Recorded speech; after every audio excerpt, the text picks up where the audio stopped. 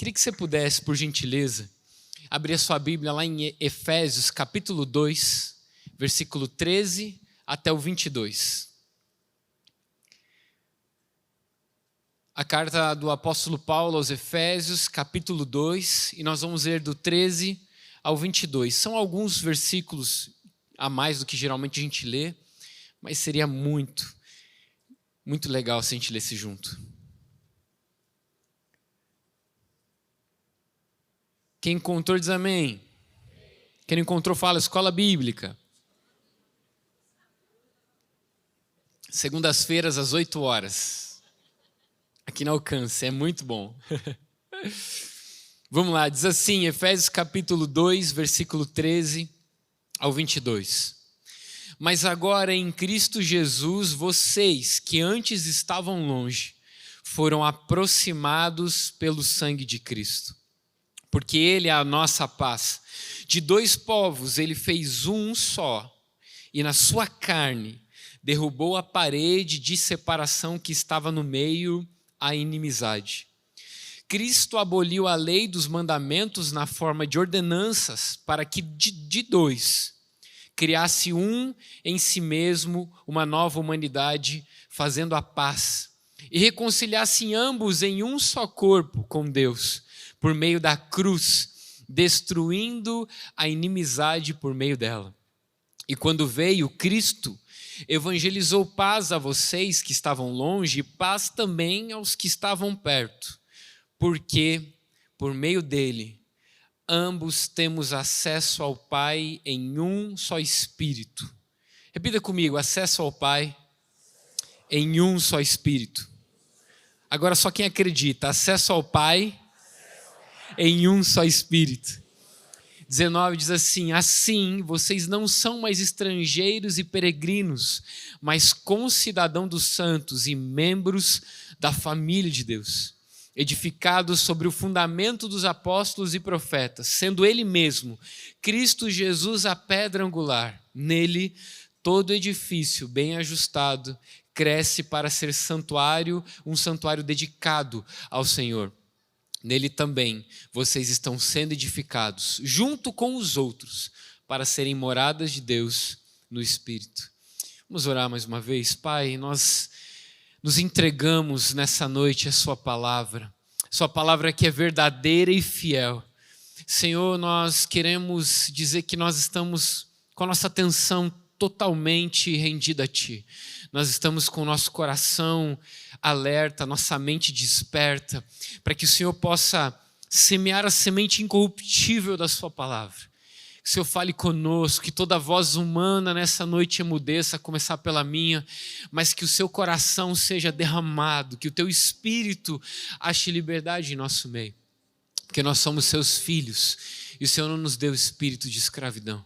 Então vem, Senhor, e transforma a nossa mente e que essa palavra, que é a Tua palavra, ela venha a produzir, Senhor, não 30 nem 60, mas 100 por 1, a capacidade máxima para que nós possamos Te conhecer como de fato o Senhor é, um bom Pai e nós somos Seus filhos, em nome de Jesus. Amém. Querida, a gente está nesse ano do bom caminho, e nós falamos na primeira vez que, quando nós falamos sobre 2024 ser o ano do bom caminho, de que a caminhada cristã, ela não é uma corrida solitária, mas ela é uma jornada em família. E não só a gente está no ano do bom caminho, como a gente está numa série que se chama Amando o que Jesus ama, dentro desse ano do bom caminho.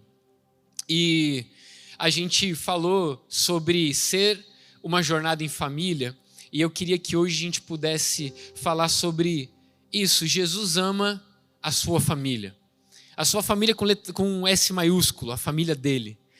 E eu estava pensando num título e não estava sendo muito fácil para mim. Eu pedi ajuda para o Leon e para a Bia, e eles são muito criativos e eles ajudaram e deram esse nome maravilhoso. O título da mensagem de hoje é Irmãos de Sangue. Então eu queria que você tivesse muita expectativa no que o Senhor vai ministrar, porque eu realmente acredito que existe um desejo imutável de Deus. E é a primeira coisa que eu queria que a gente já pudesse falar nessa noite. O desejo imutável de Deus desde a origem da criação de todas as coisas, a gente percebe que é uma família.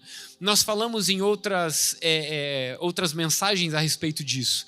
Nós falamos que tudo que nós vivemos aqui não é simplesmente um plano redentivo ou um plano de resgate de um Deus querendo adoração porque tem carência ou ausência de alguma coisa, mas é um pai que deseja o retorno dos seus filhos.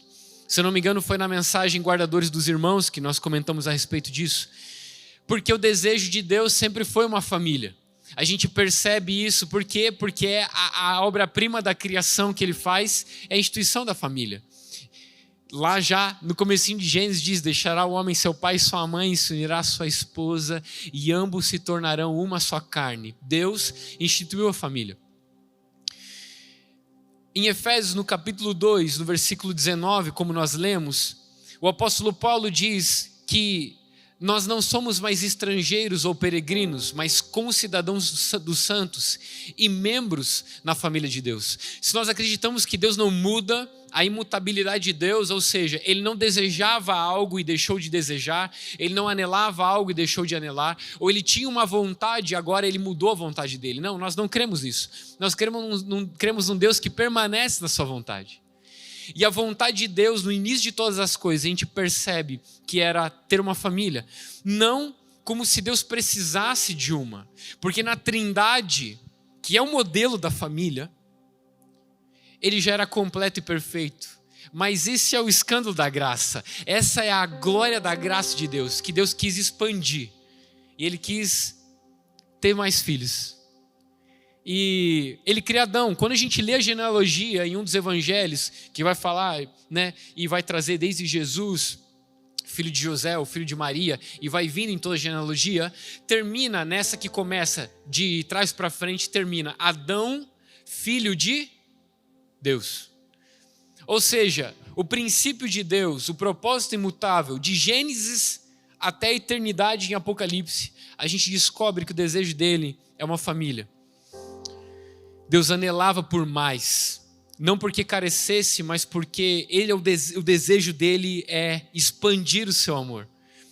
E a gente vai perceber que Jesus, ele vem com essa missão, ele vem nos revelar algo que os homens não entendiam. No Velho Testamento, Deus é reconhecido por vários nomes. Jeová Jiré, que é Deus que provê, Jeová Rafá, o Deus que cura, Jeová Nissim, ele é a nossa bandeira, né? Jeová Shalom, ele é a nossa paz, ele é o Deus dos exércitos, Adonai, vários nomes que expressam características de Deus no Velho Testamento.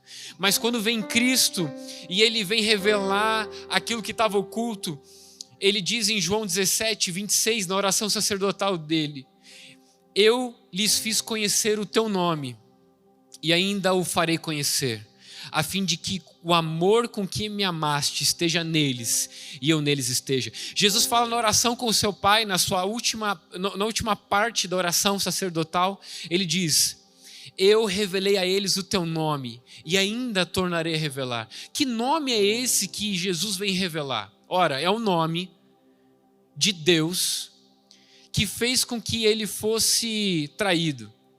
Porque Jesus, quando vem revelar a respeito de quem é esse Deus, que os judeus ainda não conheciam, ele chama de Pai, ele chama de Abba. Você vai perceber que na oração do Pai Nosso, em João 6, Jesus podia ter começado falando qualquer outra característica de Deus. Mas ele fala: quando vocês entrarem no quarto de vocês, fecharem a porta, vocês vão orar assim: Pai Nosso, que estás no céu. Tão íntimo, tão família, que causava estranheza. Inclusive, a acusação contra Jesus, em João 19, versículo 7, quando Jesus é traído no Sinédrio, ele é levado até Pilatos, e Pilatos começa a interrogar Jesus.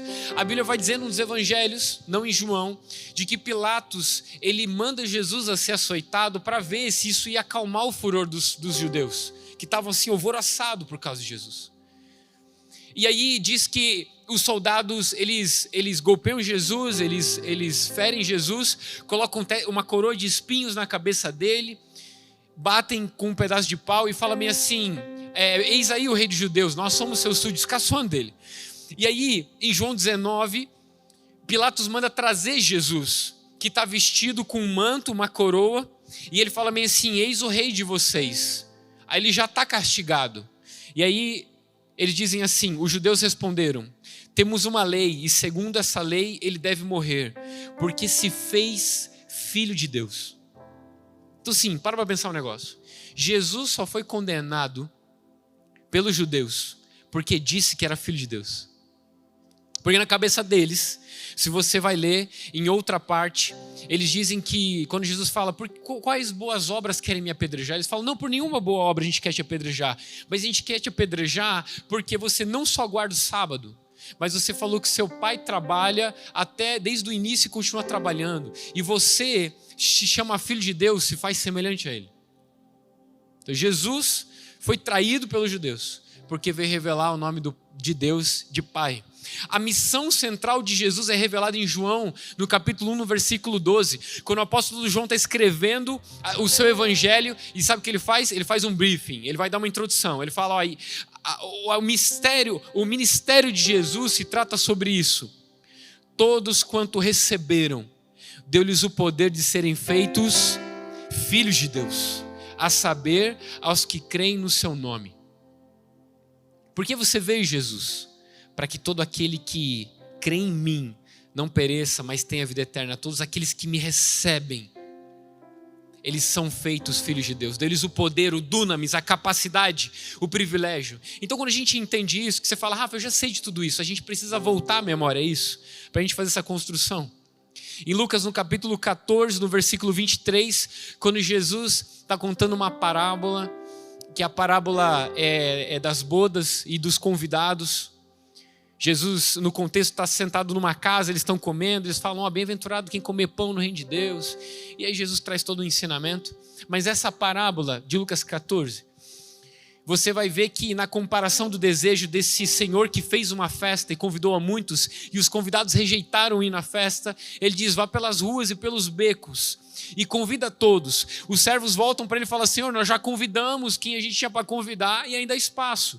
Mas ele diz assim: vá e force-os a entrar, para que minha casa esteja cheia. O desejo de Deus não é só ter filhos, mas é ter muitos filhos. O desejo dele é uma casa cheia.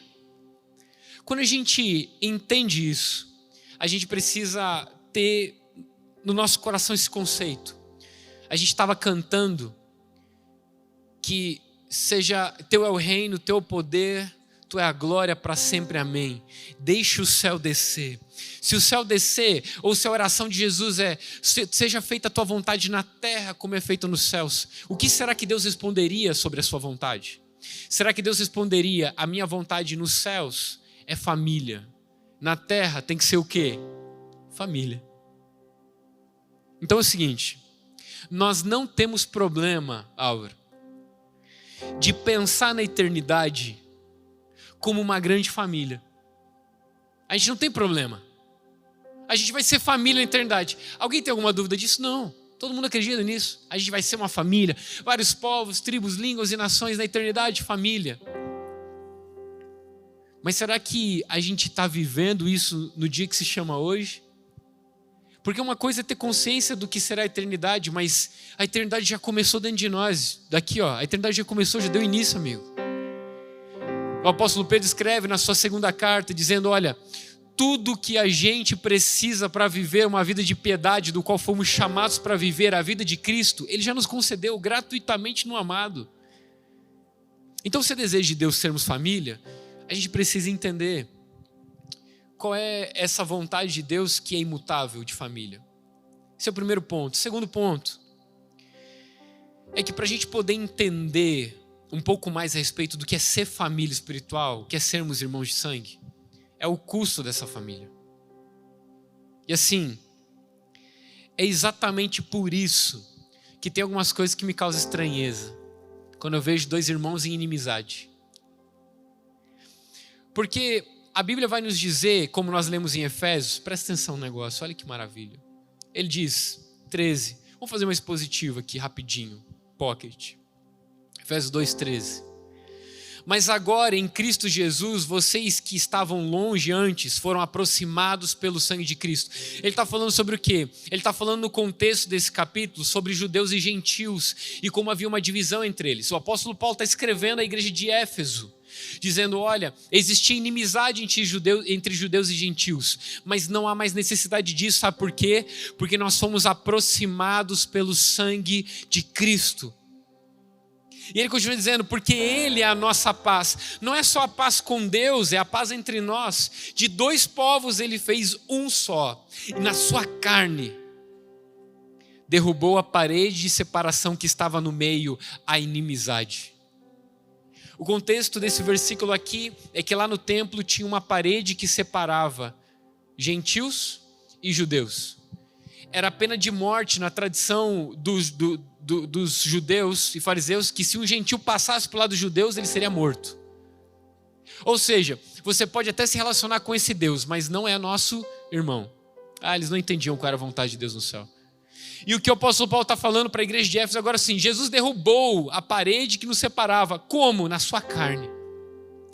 Cristo aboliu a lei dos mandamentos na forma de ordenanças, que ele está falando da lei dos fariseus, para que dos dois, judeus e gentios, criasse em si mesmo uma nova humanidade, fazendo paz.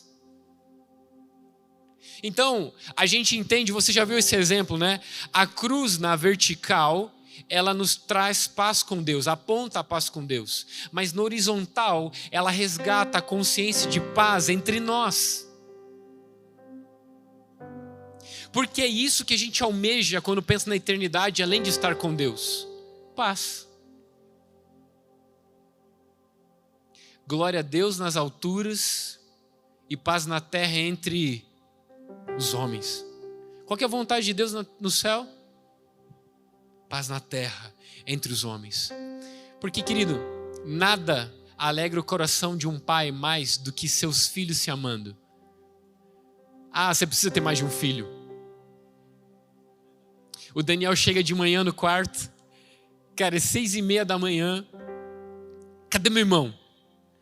E aí ele tá lá, ele tá ali perto da gente porque ele já acordou. Geralmente ele que acorda todo mundo, agora o Essa é o nosso despertador. E é um reloginho que não falha, irmão. 6:30 ele tá despertando. Se você quiser um despertador bom, faz um filho. 6:30 tá despertando. E aí o Dani acorda e fala: cadê o irmão? Quando ele chega, ele fala: papai, mamãe, fala que o irmão chegou. A gente fala: Essa, o seu irmão Daniel chegou. E Daniel vem. Cara, é muito legal isso. Eu não consigo nem imaginar os dois crescendo e não se amando, não sendo amigos, companheiros, irmãos de verdade. Essa vai ser a felicidade da gente, que a gente fez o trabalho certo, que eles entendem o que é ser família. 16. Ele reconciliou ambos em um só corpo com Deus. Que corpo? De Cristo. Como? Por meio da cruz. Destruindo a inimizade por meio dela. Não só inimizade com Deus, mas inimizade entre os homens. Assim, vocês não são mais estrangeiros ou peregrinos, mas concidadãos dos santos e membros da família de Deus.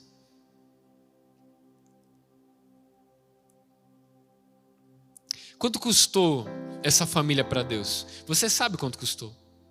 Ele amou o mundo tanto que Ele deu o seu único filho. Agora presta atenção comigo aqui, aqui a gente entra mais profundo. Porque até aqui você ouviu, você falou: Rafa, eu já sei de tudo isso. E é verdade, eu sei que você sabe. Mas qual a profundidade que a gente sabe? O quanto a gente entende de verdade? Porque quando eu ouço alguém falar: eu não consigo ser família com a igreja, é o mesmo de dizer que Deus não consegue ser pai. Ou seja, o sangue de Cristo tem poder suficiente para nos perdoar como inimigos. Romanos capítulo 5, versículo 8, 9 e 10. Mas não para nos aceitar como filhos. Como pode o sangue de Cristo ser poderoso o suficiente para nos perdoar como inimigos, mas não nos reconciliar como filhos? Porque a consciência de família espiritual, a gente até pode falar que, não, que somos uma família para pertencer. Já viu esse slogan? É bonito demais. Pode escrever na parede. Mas quando alguém fala, eu não consigo ser família com a igreja, essa estranheza que me causa. É o mesmo dizer que Deus não pode ser pai. Porque Ele não é pai meu. Jesus não falou, quando você orar você vai falar assim, pai meu. Não, Ele fala pai nosso. Ele é pai nosso. Olha só, Jesus ressignificou a família, de volta à origem. Você está comigo ainda, amém? Jesus ressignificou a família. Jesus foi de volta à origem. Lá em Mateus, no capítulo 12, no versículo 46 ao 50. Enquanto Jesus ainda falava ao povo, eis que a mãe e os irmãos dele estavam do lado de fora, procuravam ter com ele.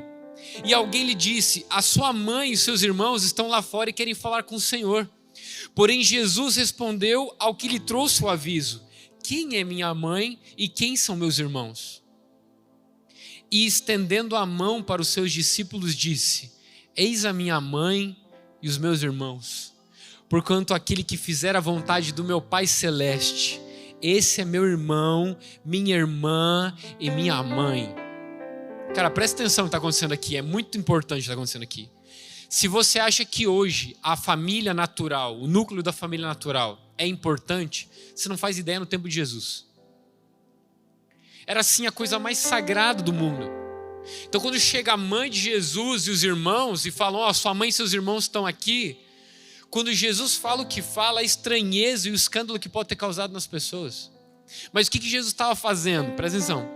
Jesus estava falando, olha, vocês não entendem muito bem o que é ser família. Por quê? Agora eu vou fazer um parênteses. A gente vem na igreja, na comunidade, e a gente tem várias ferramentas que nos ajudam a ser família fora da igreja. O que é maravilhoso. Nada contra isso, pelo contrário, totalmente a favor. Homem ao máximo, como ser um marido e um pai de família, exemplar. Mulher única, educando os filhos à maneira de Deus. Eu incentivo vocês a fazerem todos esses cursos. Maternando. Não? Maternar? Mas se existe maternar, pode ser maternando, não? Um gerúndio? Não sei, desculpa. Gente. Maternando. Que mais? Maternar. Que mais? Tem mais cursos para ajudar. Curso de noivos. Casais, alcance casais. Escola bíblica nos ensina o quê? A viver família natural. Como ser um bom pai, um marido. Mas será que o Evangelho não nos ensina como ser família espiritual? Ou melhor, será que não é a família espiritual que é o modelo que deveria ser refletido na família natural? Porque se a Trindade é o modelo de família, quando ele vai instituir, ele fala, façamos nós como? Igual a gente. Então presta atenção, não é da família para a igreja o modelo. É da igreja com letra maiúscula para a família. Por isso que aquele jargão, nossa, como eu queria morar na igreja, porque aqui na igreja meu pai é crente de verdade. Não está errado o pai dele ser crente de verdade na igreja. O que está errado é que o pai dele não entendeu que o modelo é da igreja para casa. Você está comigo? Porque é na comunidade dos filhos de Deus que a gente aprende com o nosso próprio pai como ser família. E o que Jesus está fazendo é o seguinte, a minha mãe e meus irmãos, natural, ok, são aqueles, mas eu vou dizer para vocês quem são a minha mãe e meus irmãos de verdade, no coração de Deus espiritual. Presta atenção, Jesus está ressignificando o que é família, Ele não está substituindo, antes que você fique escandalizado. Jesus não está substituindo o que é família, Ele está ressignificando. E como a gente sabe que Ele não está substituindo? Porque Ele continua cuidando da sua mãe e dos seus irmãos. Até porque quando Ele está na cruz, Ele olha para o discípulo dele amado, João, e fala bem assim, ei João, eis aí a tua mãe, ei mãe, eis aí o teu filho, mulher, eis aí teu filho.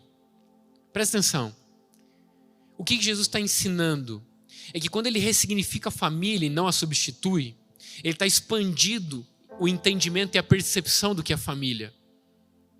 Jesus poderia ter confiado a sua mãe a um de seus irmãos de sangue, mas não o fez. A Bíblia diz no próximo versículo, a partir daquele dia, Maria foi morar com João. Quando você lê Atos dos Apóstolos e vai falar a respeito de João e sua mãe Maria também estavam lá. Meu Deus, isso é maravilhoso, cara. E aí, eu estava assim, orando a Deus e tentando entender. Jesus nos tornou irmãos de sangue. Porque foi só através do seu sangue que a gente pôde ser irmão. A gente cantou aqui e assim, foi maravilhoso porque é como se um filme passa na minha cabeça. E aquele fio que se rompeu da minha alma até a Deus. Mas ele não rompe só até Deus. Ele rompe entre Deus e meus irmãos. O sangue santo costurou Cristo e suas linhas de amor. Agora, ele não costurou só em relação a Deus, mas agora em relação à sua família. Porque o desejo dele, que é um pai, é ter muitos filhos. E agora um homem como eu pode no homem ver a Deus.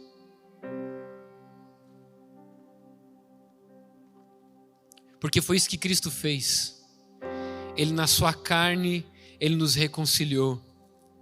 Jesus nos tornou irmãos de sangue, não em um sangue humano, que um dia vai deixar de existir, mas um sangue divino, eterno, uma aliança que vai perdurar por toda a eternidade. Cara, já parou pra pensar um negócio? Quantas famílias Deus criou no Éden? Valendo quantas? Uma. Adão e Eva. Uma família Deus criou no Éden. E sabe por que depois de Deus ter criado uma família, surgiu mais famílias? Gênesis capítulo 3. A queda do homem. Mas se não tivesse queda do homem, será que teriam mais famílias? Presta atenção. Teoricamente, todos nós somos descendentes de Adão. O que existia antigamente não era que tinham muitas famílias. Tinham muitos clãs. Clã é diferente de família, lá no primórdio. Só começou a ter duas famílias, sabe quando? Quando um irmão matou outro. Que daí Caim foge e constitui família lá. E agora descendente de Adão e Eva, Sete, constitui família ali. Pronto, divisão. Mas será que não é o coração de Deus em Cristo e no seu Evangelho explicitamente e expressamente nos ensinar que o desejo de Deus é restaurar em uma família só? Então não estou nem falando das comunidades ou denominações que pensam que só eles vão para o céu. Olha que loucura. Eu estou falando da consciência entre nós também. Como família espiritual. Aí você fala, Rafa, eu não consigo viver isso que você está falando. Eu sei, eu entendo, sério. Segundo o dicionário de Oxford, clã significa conjuntos de famílias que pressupõem descendentes ou ancestrais comuns, um grupo familiar comum.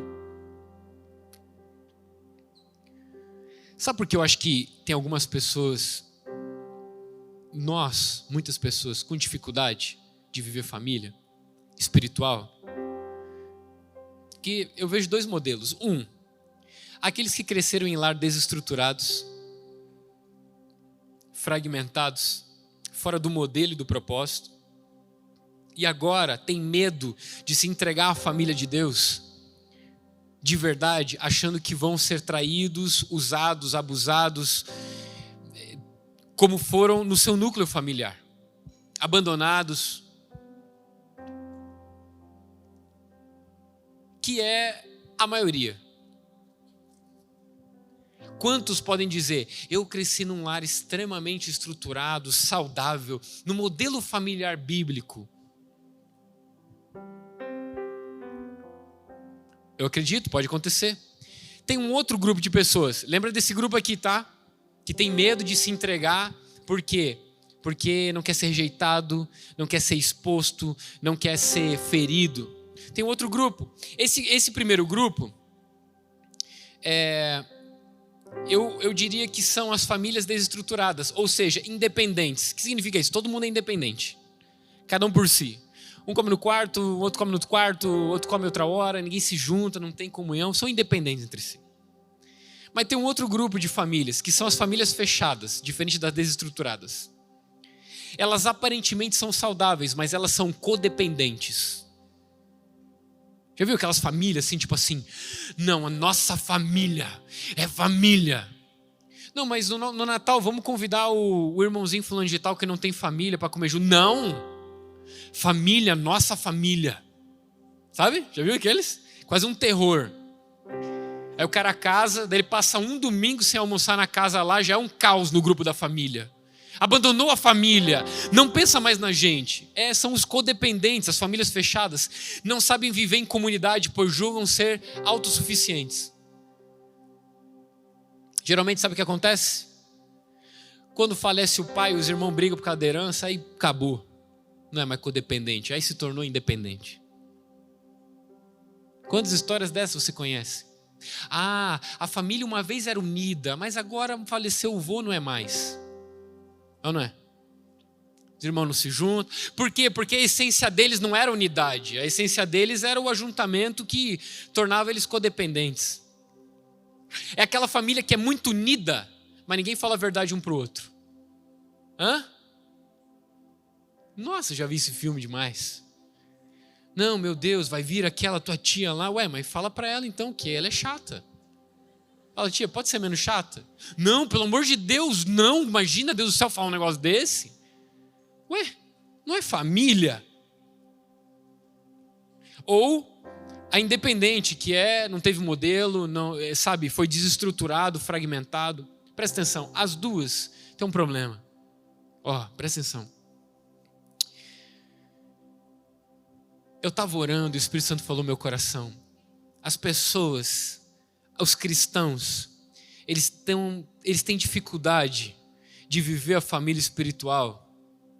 Não é por causa de que Deus não é pai. É porque eles não conseguem se perceber como irmãos. Sabe por quê?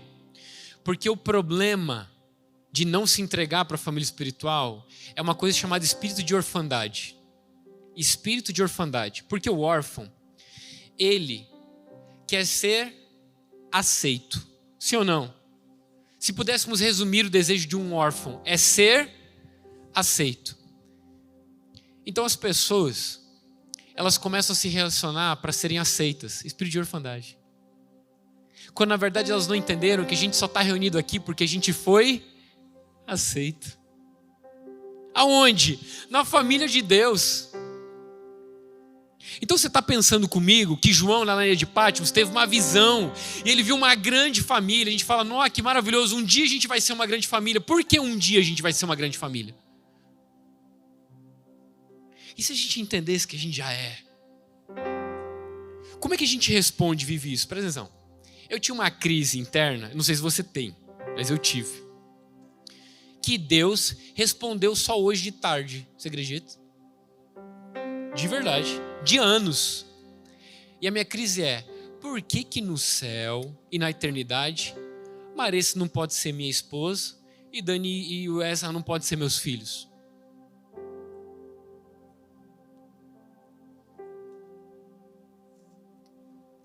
Uma das crises eu já tinha vencido. Que me ensinaram que quando a gente for para o céu, a eternidade, nós vamos perder tudo a memória.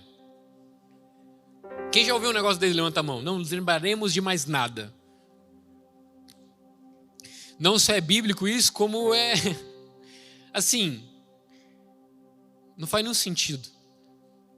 Cristo, quando ressuscita e tem seu corpo glorificado, ele lembra de alguma coisa? Lembra de tudo. Seremos como ele. Jesus lembrava de tudo. Não lembraremos de mais nada porque não pode haver dor, então a gente vai lembrar de alguém que a gente amava e não está lá. Não é isso que a Bíblia diz. A Bíblia diz que não só lembraremos de todas as coisas, como toda a nossa lembrança vai ser para glorificar o Cordeiro que foi morto e nos comprou com o seu sangue. Se a gente não lembrar de nada, a gente está cantando um negócio que a gente não entende. A glória seja ao Cordeiro que foi morto. A gente vai lembrar de tudo. A glória da graça de Deus e de Cristo Jesus vai ser cantado na eternidade porque a gente lembra de tudo. E não sentiremos tristeza? Não. Porque até na justiça de Deus nós sentiremos satisfação. Mas isso é um outro assunto teológico, nem que eu queria entrar. Mas para você ficar em paz, que você vai lembrar. Ou não ficar em paz, né? Que às vezes você quer esquecer.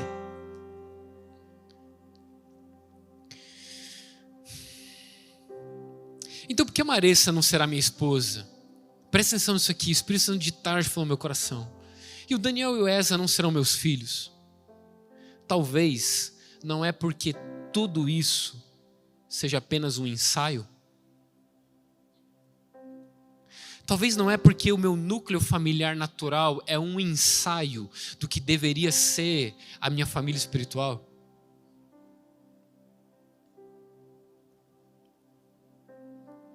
Vamos lá. Como você define família? Eu vou dizer para você como eu defino família. Eu defino família assim.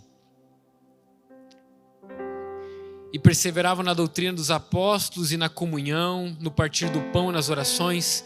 Em cada alma havia temor e muitos prodígios e sinais eram feitos por meio dos apóstolos. Agora a definição de família. Todos os que criam estavam juntos e tinham tudo em comum. Vendiam suas propriedades e bens, distribuindo o produto entre todos à medida que alguém tinha necessidade.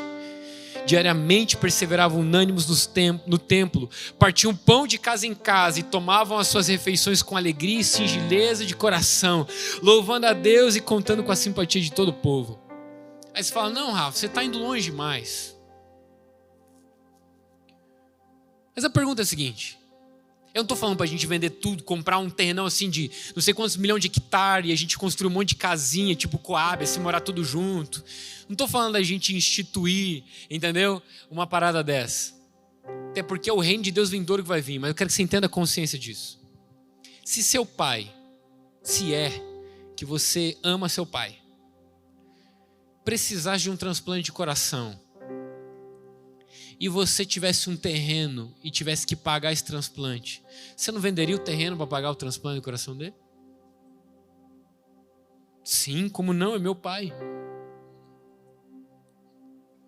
Mas e se fosse o pai do seu irmão? Está entendendo? Vou mais longe. Eu estava no carro com a Maressa, e aí o meu vizinho, ele é um casal maravilhoso, eles têm um filhinho que é um pouquinho mais novo que o Dani. E ele ficou doente. E ele ficou umas 2 semanas assim, doentinho. E ele não melhorava, febre, ninguém sabia o que ele tinha, levava o médico, não sabia. E passou assim umas 2 semanas e a gente estava um pouquinho aflito, né? Daquele jeito assim, tipo, nossa, o que será que ele tem? Daquele jeito, e vivendo a vida. De repente a gente está no carro, a Marissa recebe uma mensagem. Amor, vamos orar, estão pedindo oração por ele porque ele não está legal. Eu lembro que eu parei o acostamento no carro e eu falei assim, Jesus, a gente vem aqui na sua presença não orar pelo Mateus, filho do Tiago e da Bruna. A gente está aqui orando pelo Mateus, nosso filho. Mateus é nosso filho. Rafa, eu não consigo viver essa família. É o espírito de orfandade que sempre vai percorrer nosso coração. Mas quando eu entendi que eu fui aceito na família de Deus, então eu consigo olhar para meu irmão e falar assim, é meu irmão. Agora faz sentido, o apóstolo Paulo escrevendo, falando assim, ei, amem uns aos outros com amor fraternal. Não cuidando cada um pelo que é seu, mas buscando honrar uns aos outros. Quem mentia, não minta mais, antes diga a verdade entre si. Por quê? Porque sois irmãos. A gente lê o Evangelho de Cristo falando a respeito de uma família espiritual. A gente pensa que sabe isso, mas na hora de viver. Não. Eu não posso nessa célula não, porque tem um povo lá na célula que não dá. Irmãos. E Rafa, mas são os irmãos difíceis. É família, irmão. Nós estamos sendo edificados, está escrito.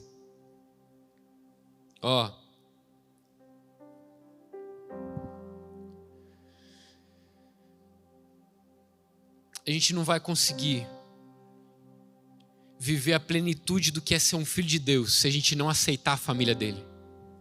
Se a gente não aceitar viver a família dele. A gente não leu, mas a gente vai ler. Romanos capítulo 5. Olha só que maravilhoso. Como o evangelho é perfeito. Versículo 8. 9. 10. Romanos 5, 8, 9 e 10 diz assim: mas Deus prova o seu próprio amor para conosco pelo fato de Cristo ter morrido por nós quando ainda éramos pecadores. Logo, muito mais agora, sendo justificados pelo seu sangue, seremos por ele salvos da ira. Olha o 10. Porque se nós, quando inimigos, fomos reconciliados com Deus mediante a morte do seu Filho, muito mais, estando já reconciliados, seremos salvos pela sua vida. Presta atenção. Ele está dizendo, se nós, quando nós éramos inimigos, fomos reconciliados com Deus mediante a morte do seu Filho, quanto mais agora seremos salvos, estando já reconciliados pela sua vida. O que ele está querendo dizer? Ele está dizendo que pela morte de Cristo a gente recebe perdão, mas é pela vida de Cristo que a gente recebe salvação. Presta atenção. O que é a vida de Cristo? É ser um filho de Deus. E qual foi a vida de Cristo? No final do seu ministério, ele reúne os 12 e fala: eu dou para vocês um novo mandamento, que vocês se amem como eu. Tem modelo a família de Deus. Que vocês se amem como eu vos amei. Eu sei que pode parecer distante para você, ou para uns, mas cara, eu acredito na família de Deus, de verdade.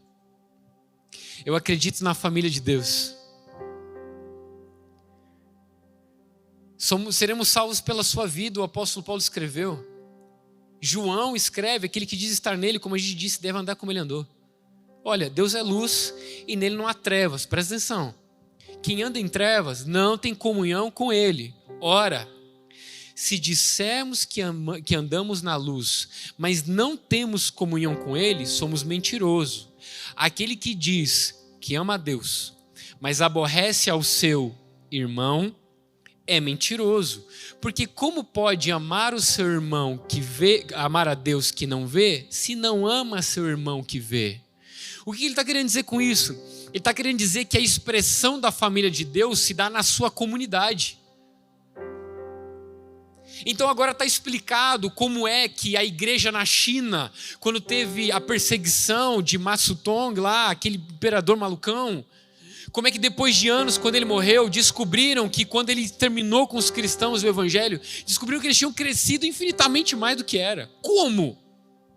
Que só a família de Deus pode crescer.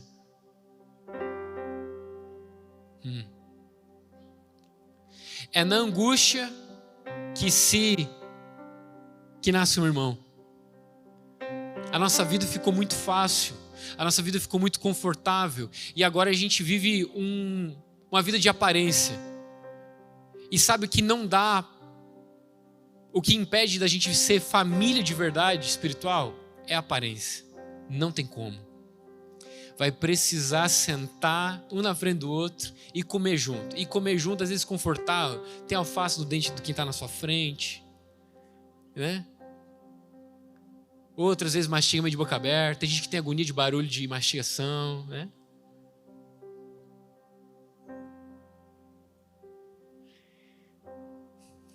Deixa eu falar um negócio para vocês, querido. Nós não seremos famílias de Deus na eternidade. Nós somos família de Deus. Não tem como a gente esperar querer viver família lá no céu se a gente não entende o que é família espiritual aqui na terra, de verdade, vive isso de verdade. Então nossos problemas foram resolvidos, porque a gente entendeu como se resolve eles. Como se resolve os nossos problemas?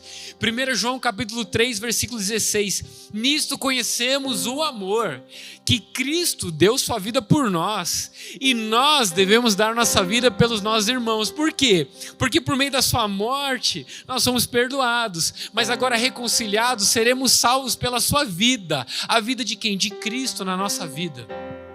Então como é que eu não vou perdoar o meu irmão? Como é que eu não vou servir o meu irmão? Ora, aquele que vê o seu irmão em necessidade e não ajuda, como pode estar nele o amor de Deus? A pergunta do apóstolo é claro, dizendo, como é que pode estar o amor de Deus nele? Ou seja, o amor de pai nele, se ele vê o irmão em necessidade e não auxilia, Não tem como. Você está percebendo? A gente agora está fazendo uma dicotomia. A gente está separando o que é clube social e do que é família espiritual.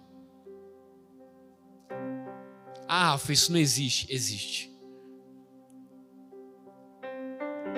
Eu confiaria os meus filhos à família espiritual. Não só confiaria, como às vezes confio. Às vezes eu preciso fazer alguma coisa, a Maria está cuidando do Eza que está pequeno, principalmente quando ele nasceu.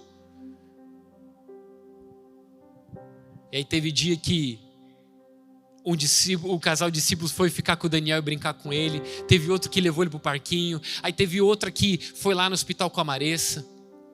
A Maressa toda fragilizada. Acabou de ter um parto normal. Ela não estava montada, não estava maquiada. Ela não estava nem coberta. Mas tinha uma irmã lá com ela. Uma não, 3 foram ajudá-la. Enquanto eu estava fazendo corre com o Dani, levando para a escola. Você está entendendo o que eu estou dizendo? Não interessa se ela estava no Sírio-Libanês, sendo atendida pelos melhores médicos desse Brasil.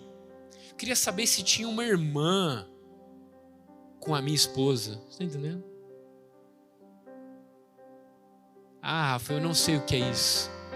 Ah, cara, se você soubesse como é bom ser família com Deus. E você acreditaria nos filhos de Deus. Pastor Marcelo Neves, Heloísa, eu confiaria meus filhos a eles. Sem dúvida nenhuma. Sabe quando existia a maior consciência de uma fraternidade, irmão fraternal? Era na guerra. Você está comigo ainda, amém? E a gente está quase concluindo. Era na guerra. Já ouviu a expressão brothers in arms? Irmãos na guerra. Era quando 2 caras que não tinham nascido na mesma família se encontravam numa trincheira. E um fazia uma promessa, um juramento para o outro, de que se faltasse ele, se ele morresse lá, ele ia cuidar da esposa e dos filhos, um do outro. A gente perdeu isso. Como é que na guerra podia ter isso, mas na família de Deus não?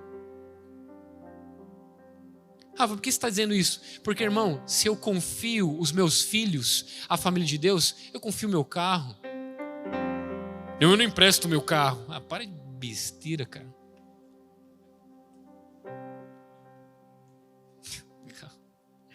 Não, eu imponho limites. Até aqui poderás vir. Então tá bom, cara. Não vai ser família com Deus. Não do jeito que você pode ser. Porque Jesus, para evidenciar a ressurreição, ele não apareceu transfigurado.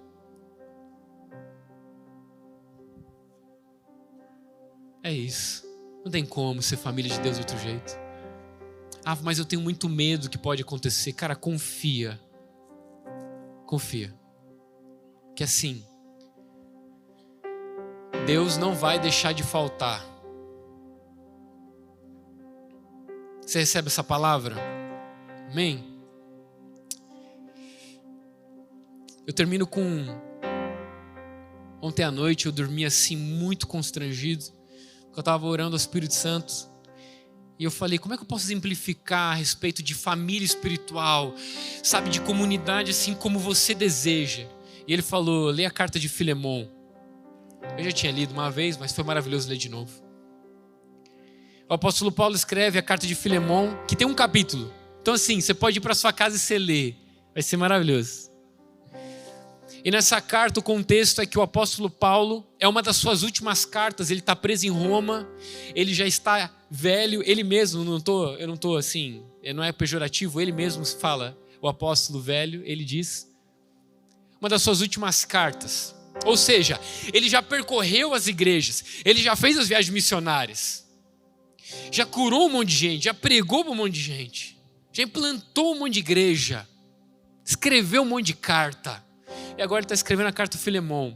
Filemon era um homem rico que tinha perdido um escravo, um servo, Onésimo. Onésimo provavelmente roubou de Filemon dinheiro, fez mal para ele e fugiu. O apóstolo Paulo conhece Onésimo preso. E ele escreve a Filemon isso. Ele diz assim: dou graças ao meu Deus, lembrando sempre de você, Filemon, nas minhas orações, porque tenho ouvido falar da fé que você tem no Senhor Jesus e do seu amor para com todos os santos.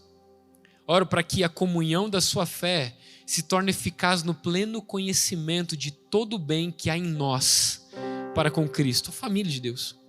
Pois, irmão, o seu amor me trouxe grande alegria e consolo, visto que o coração dos santos tem se reanimado por você. Agora presta atenção. Pois bem, ainda que eu sinta plena liberdade em Cristo para ordenar a você o que convém ser feito, o apóstolo Paulo ganhou Filemon para Jesus, implementou uma igreja na casa de Filemon. Então o que ele está dizendo? Eu tenho confiança, eu sinto plena liberdade em Cristo, que eu poderia ordenar para você o que você tinha que fazer. Prefiro, no entanto, pedir em nome do amor, sendo o que sou, Paulo, o velho, e agora também prisioneiro de Cristo Jesus. Faço um pedido em favor do meu filho Onésimo, que gerei entre algemas. Antes ele era inútil para você, atualmente, porém, é útil para você e para mim. E eu estou mandando ele de volta a você. Ele, quero dizer, o meu próprio coração. Que isso, Paulo? Dá uma carteirada aqui, irmão. Essas últimas cartas. Filemão, é o seguinte. Onésimo não foi legal para com você. Estou mandando ele de volta. Perdoa ele, porque sim, tem que perdoar. Estou mandando. Não, o apóstolo Paulo começa a ainda que eu tenha liberdade e confiança de poder ordenar uma coisa para você, eu não quero fazer isso. Eu quero pedir para você como irmão. Recebe Onésimo. Eu estou mandando ele de volta para você. Eu estou mandando ele não. Eu estou mandando meu próprio coração. Talvez ele tenha sido afastado de você temporariamente, a fim de que você o receba para sempre.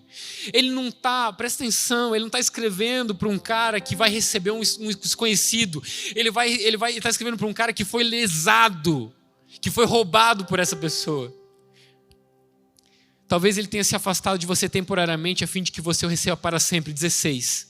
Recebe ele não como escravo, muito mais do que um escravo, como irmão caríssimo. Que isso, Paulo? O que é um irmão caríssimo?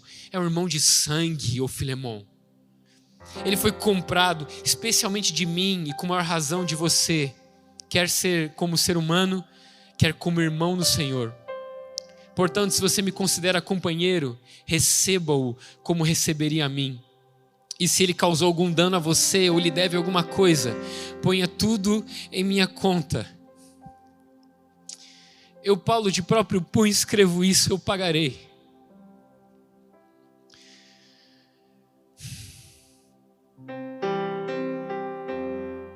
Sim, irmão, que eu receba de você no Senhor este benefício. Reanime meu coração em Cristo. O que o apóstolo Paulo está dizendo é: eu quero terminar a minha carreira, não sabendo que eu construí um monte de igreja, mas eu quero terminar a minha carreira sabendo que eu ensinei vocês a ser família de verdade.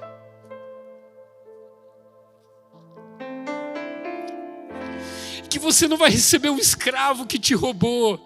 Você vai receber um irmão caríssimo, que foi comprado com sangue. E quem está escrevendo não é Saulo no começo do seu ministério, é o apóstolo Paulo nas suas últimas cartas, preso em Roma. Eu sofro que a gente ainda não sabe viver esse nível de evangelho, mas eu acredito que a gente pode.